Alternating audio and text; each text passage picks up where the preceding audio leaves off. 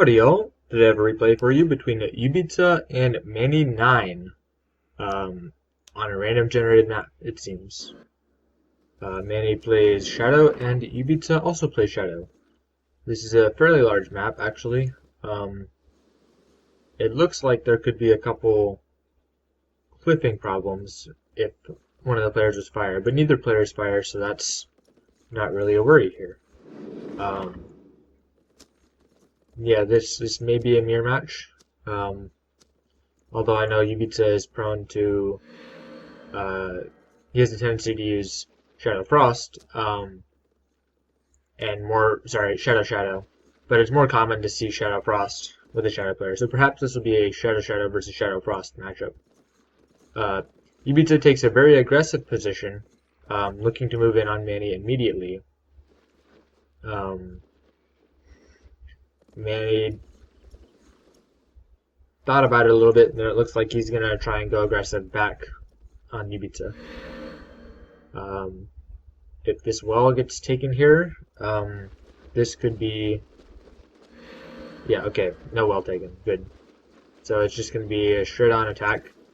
No nasty, because the nasty is not really worth it, power-wise. The problem... this nasty, I think, was good. So now... but still, UBIICA's got a lot of units. Okay. Wrath Blades, these will be strong, and UBIICA also has Wrath Blades. Interesting. Where did that Dread Charger? Did that Dread Charger come back? I think it did. Here's another Dread Charger. Probably looking to nasty. So, UBIICA makes sure to move his units away. This attack looks like fails. These guys are frenzied. These guys are burnt out, but they won't die.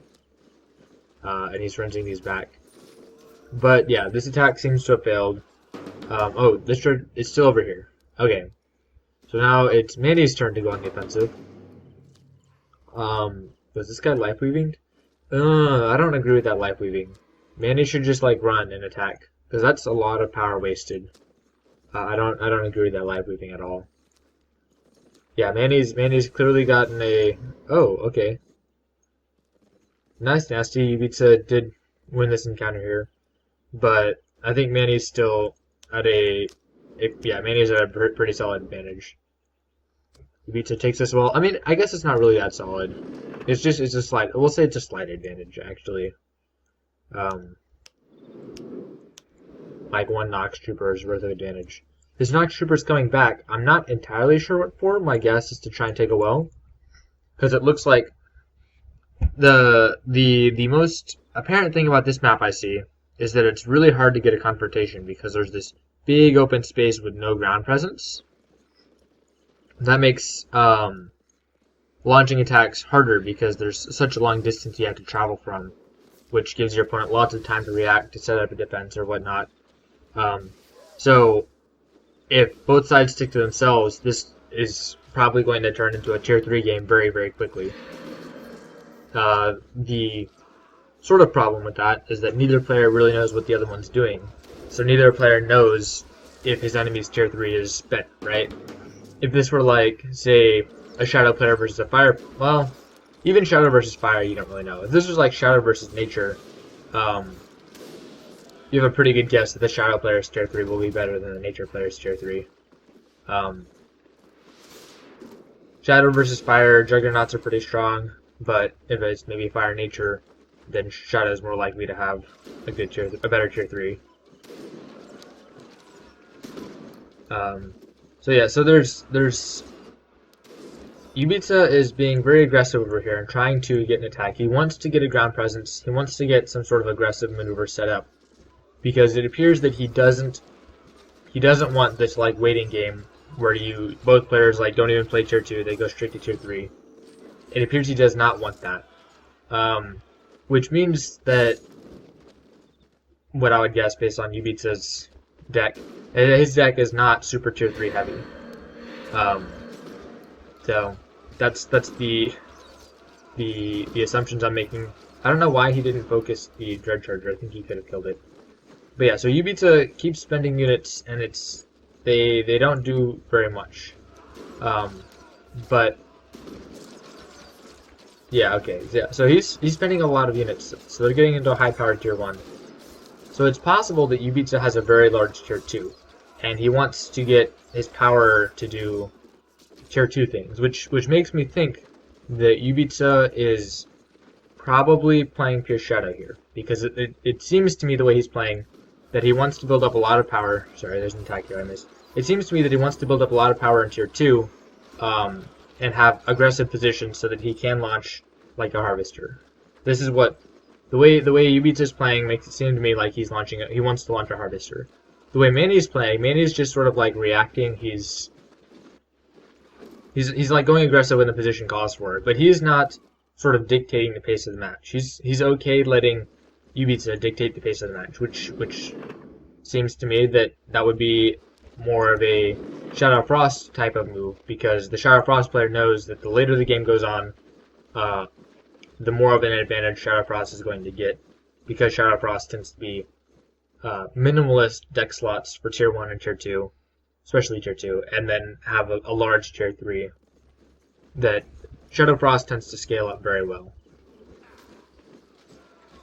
At least the most popular way of playing Shadow Frost does this. So the fact that UBIICA keeps being very aggressive in tier 1, he's losing power, but it's not huge because some of it goes to the void. He is losing units, but right, Manny's got all these units that are binding power.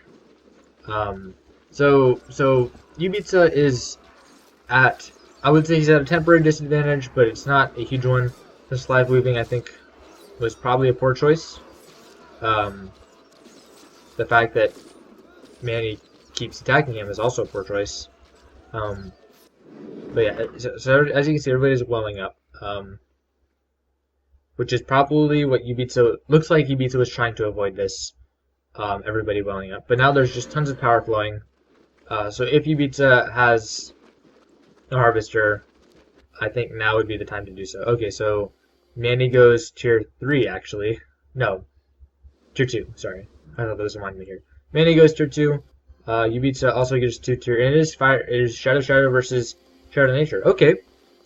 Shadow Nature, I could see also trying to play this sort of. Actually, maybe not. I don't know. I'm not familiar with how Shadow Nature players play, because it's pretty rare. But notice UBIICA's got his 1 unit here. Looks like he's itching to spawn a harvester. These guys will die, I think, before the harvester comes up. Yes, they do. And UBIICA has no other unit, so he comes with this Dread Charge over here. Ooh, and Manny takes this spot in the center. This is I think this looks like a pretty easy target. UBIICA, okay, he doesn't want to hit that, maybe. Oh, he does, okay. Because now this is the closest thing to attack. We've got 2 Nightcrawlers. Shadow Mages, I think, will do pretty well against them. There we go. And we're not seeing the Harvester. Okay, there we are. There's the Harvester I expected to see. We probably need another Shadow Mage or a couple Assassins over here. Harvesters, I think, don't fare super well against Shadow Nature because of all the CC, and yeah, you should buff this guy. There we go. Looks like this wall will drop. Alright, if this Harvester gets away, okay, he doesn't think it's going to get away, so he's just going to kill it. Oh, it does get away. Interesting. Ooh, an interesting Phoenix. This is, that's neat, actually. Well-timed heal by Manny to make sure that Phoenix doesn't revive. And well-timed point. So Manny is spending a lot of power just CCing this guy. This well barely doesn't drop. His attention was probably divided, because yeah, he had power to do something over here to make this drop. The Harvester does drop, but the Phoenix I think will play cleanup and maybe revive. Okay. Alright, good heal.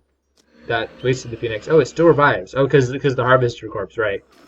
The Phoenix will still drop, I think. Yeah, there we go. It drops, but now these guys will be stunned, so another Phoenix may play cleanup pretty well. But we'll have to remember that heal can still come into play. There we go. Over here we see the Shrine of Greed. This is to get another Harvester up. It's a fairly risky maneuver, definitely not late game maneuver. So I'm not sure if I agree with that Shrine of Greed coming up. Use it to go tier 3. Interesting. Okay. So it appears that UBIICA does have a large tier 3. Interesting that it used the Shrine of Greed to accomplish that, because Manny's also got his tier 3 up.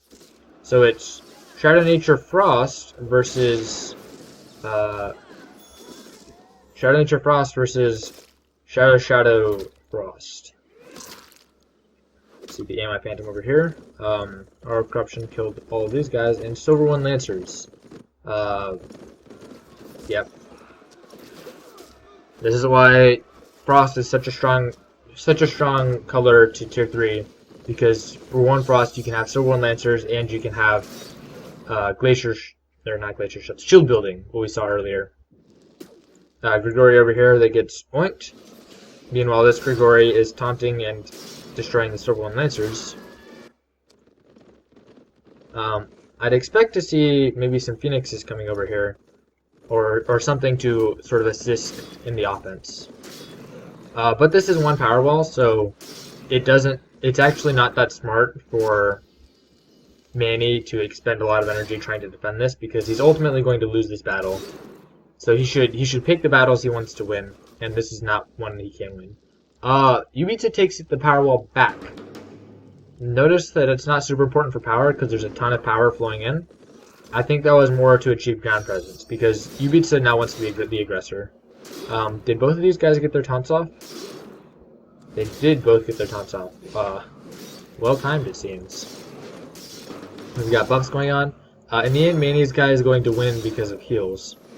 UBIICA as Shadow Frost, I don't think he's got anything that'll help win a one-on-one fight. Unless he has Unholy Power, which he might. But CCs and heals, I think, will beat out Life Weaving CC and heals, I think, will beat out Life Weaving and Unholy Power. But this fight is taking a long time, because are these both the same? They're both the same affinity of Lost Grigori. And the taunt, I think, makes them take less damage. Yes. The taunt makes them take less damage. Cultist Masters over here. Cultist Masters are very strong against Silver One Lancers. Yes, and these kinds of matches, a lot of players find very boring. I don't find them boring because I don't see them very much, because this is not the type of playstyle I play. And I haven't cast a whole lot. I'm sure if I cast a bajillion of these, I'll get bored with them. But this type of, like, tier 3 and then prolonged tier 3, as you can see, we've got, like, looks like another 12 minutes of tier 3 fighting. This is not super boring to me. Ooh, Disintegration, nice. And very good nether warp to get out of that. He should probably spawn something to... Oh, did the other... Okay, did both of them get off their attraction? Okay, attacking over here. Cultist Master's still doing work. This guy should probably sit back and heal. These Nightcrawlers, yeah, there's not really much they can do. He should maybe make more Cultist Masters over here to defend. The thing you should be super careful of when you realize that you're in a tier 3 prolonged match, right? There's like lots of power over here. There's a large map, and the game is still fairly early on. The one thing you should be super considerate of is the fact that people will run out of charges. It's going to happen. Silver One Lancers have a bunch of charges, but Grigoris will for sure run out. Cultist Masters will probably run out pretty quickly. Yeah. So that becomes actually a pretty important factor in the game. Is how can I be more efficient with charges? So perhaps sometimes it's okay to let a well drop if your opponent expends maybe like 3 or 4 charges more than you to drop that well. Because, right, at this point in the game with so much power flowing in, one well is not super important, right? A bunch of wells is clearly important, but one well is not super important. It'd be much more devastating if you can, you know, have a war of attrition with your opponents, and if you have a war of attrition with your opponents and everybody just like spends all of their charges, and maybe your opponent has, ooh, nice thunderstorm. I think this will drop actually, especially if it well-timed nasty surprise. Oh, okay, doesn't even need it. Very nice, very nice. I think we're probably gonna see another tier up over here, but yeah, as I was saying, it's if you can take down an orb, that's much bigger than taking down a well, right? Because if you take down an orb, suddenly your opponent is tier 2, and this gives you the opening you need to... Oh, he built it over here. Never mind. This gives you the opening you need to do a lot of damage, right? Especially because in these Shadow Frost tier 3s, there's just so many defensive options. Why did that, Oh, Life Weaving. Nice. So yes, that died because the Life Weaving penetrates through ice shields. So when he spawned him in the Hour of Corruption, that did a lot of damage to the Grigori, which was reflected right back onto nearby objects, including the Glacier Shield, or the shield building orb. So that's why that died. But it looks like Manny is pretty clearly winning, but there's still a lot of game left. UBIICA could pull a very heavy attack and turn the game around. But right now it looks like I'd say Manny is grinding it out to win. The fact that UBIICA posted this though means that probably Manny doesn't win. Manny's got a good attack going on over here and over there. So Manny is grinding this out very well. You see how taking an orb out is pretty influential, because for at least, like 30 seconds, your opponent is stripped of his tier 3, which is 30 seconds of damage that you can do fighting against tier 2. And you can do a lot of damage there. So what happened was that Manny was just, nasty surprise there. Maybe another one? Looks like what he's trying for, yep. Okay, that was not really worth it, I think. But, maybe he's just trying to be defensive. UBIICA has a lot of power. Manny does not have a lot of power.